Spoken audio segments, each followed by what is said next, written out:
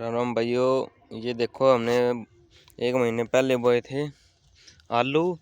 1 महीना हो चुका है। अब देखो इतने बड़े हो चुके भाई आलू, ये सभी में फुटाव हो चुका है। ये देखो 1 महीने के आलू भाई, अभी 2 महीने बाद तैयार होंगे आलू। अभी तो सभी में फुटाव हो रहा है। ये देखो भाइयों,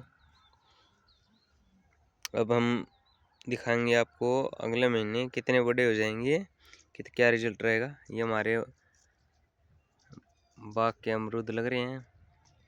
ये देखो अमरूद दिखाता हूँ आपको जूम करके। ये रहा अमरूद, एक ऊपर है अमरूद। ये देखो भाइयों,